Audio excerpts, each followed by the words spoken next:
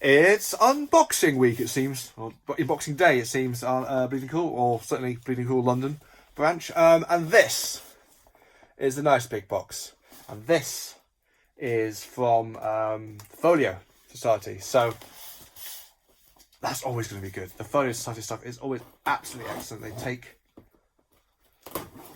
well, you know, stuff that was printed in the shoddiest fashion possible originally, and they put up an amazing high quality reproductions in a way that would have absolutely astounded the creators of the original works. And they've been doing stuff with Marvel, so I'm going to guess this might be Marvel. We've had the Golden Age, then the Silver Age. It does possibly suggest what this might be, although it might be something completely different. We'll have to see. And okay, it's possible that maybe a cheese slice isn't the best way to get inside this box, but you know, you live and learn. Well, you live. One of the two. Right, here we go. The box is almost open. It's quite secure. No bad thing. There we go. Right, okay, so what's inside?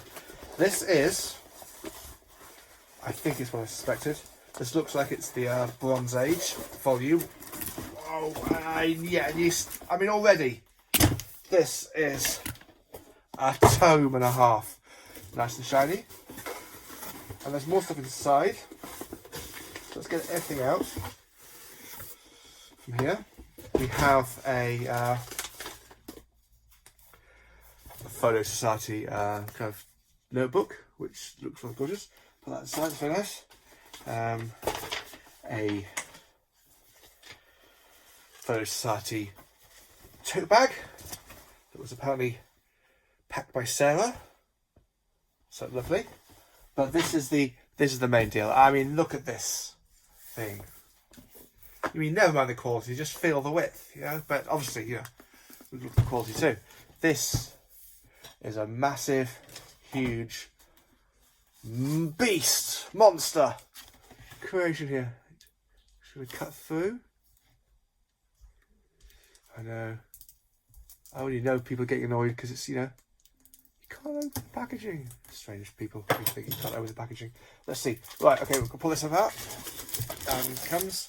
And let's see what's inside this creation. Okay, so very large, as you can see. Hardcover, glossy foil, painted recreations of so it looks like Alex Rossi, certainly. Some definitely are of the Bronze Age, Marvel's Bronze Age. We're talking about the 70s, maybe into the early 80s, but a certain when you've gone past the first generation of the Silver Age and the creation of characters like Fantastic Four and Spider-Man, and one side Martian Manhunter on the other, and inside, okay, we go inside here. And one character is of course very well represented right from the off, because those are Wolverine's claws. Wolverine created in Incredible Hulk 181 or 180, 181, you could choose which one, and represented here very much. So here we go. It's Marvel's The Bronze Age. We have a recreation of giant size X-Men. Pull it out of its little box. Backing board, very nice. With a there we are. That's the Alex Ross image which has been used on the front. And we have a recreation of giant size X-Men. The paper is great. The paper is gorgeous. On the inside, it looks like it's the faded printed paper. This is basically recreating the comic book as much as it was then. Even the blurry print and the adverts.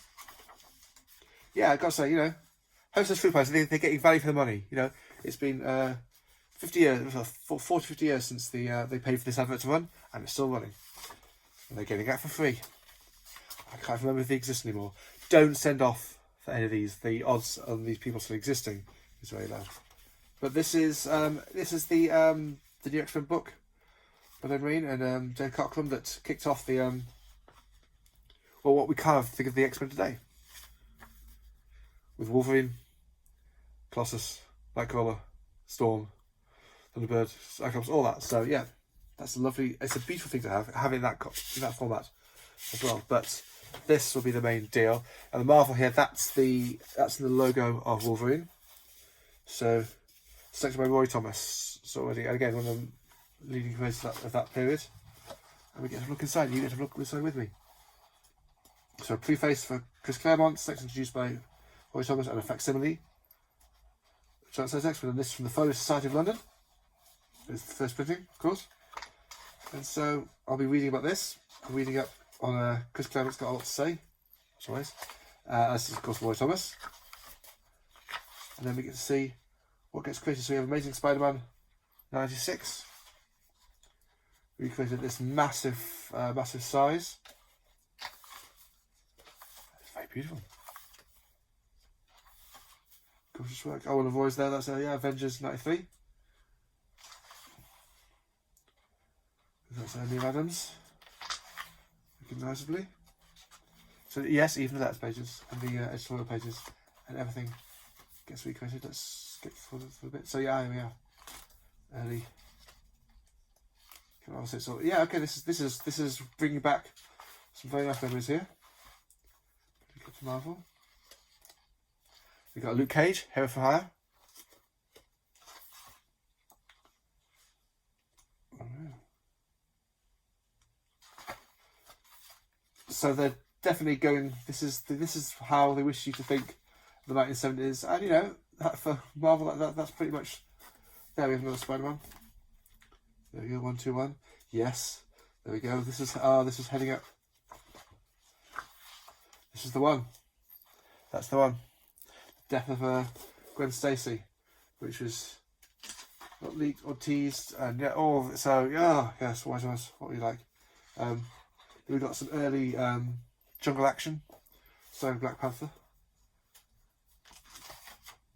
by the yes, there we go, John McGregor there with Rich Buckler. So again, it's this stuff being this is a very well chosen section of books. It's the time when Marvel was doing their best, trying to be a little bit more representative. Now this is the kind of stuff that now will be utterly, of course, condemned as just like a fake or forced diversity. That was actually Marvel trying to appeal to a wider readership, and to realise that for a whole bunch of comic books set in New York, maybe that would be a good idea. And there we go, yes, Hulk 181. First full-length appearance of Wolverine in his yellow suits. There's a man thing, it's a giant-sized man thing, the jokes of which, yes, have often been made. But yeah, this has the first first appearance of Howard the Duck.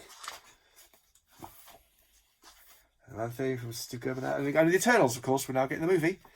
Well, this is where it began with Jack Kirby creating his own cosmic landscape that will eventually, it seems, be filling the cinemas as well. Again, I mean, it's not like that's the first time the work of Jack Kirby has done that, but it's the latest.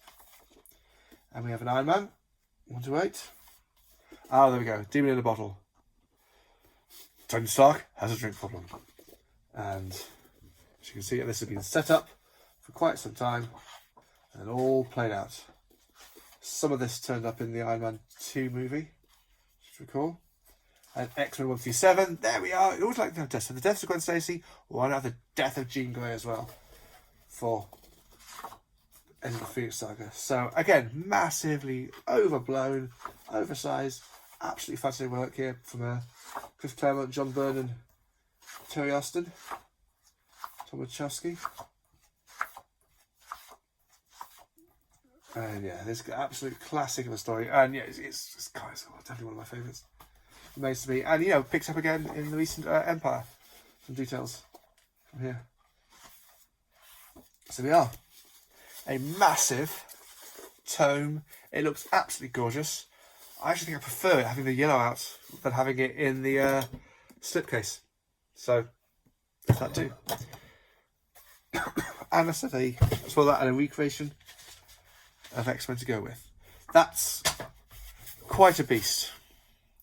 But for any Marvel fan, I mean, this has to be on your shelf, doesn't it? Mine's going up the top there, I think. Well, where all the big ones are. You can't quite see now, but all the big ones up the top. I think I'll be joining it. You'll see it next time. Thank you very much, the Folio Society, for sending me to look at. I'm going to be reading this again at long length over the winter months. It's definitely a winter months book.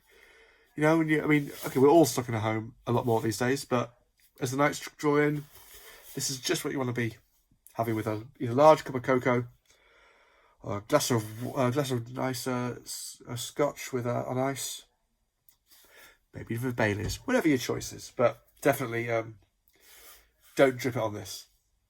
Thank you very much.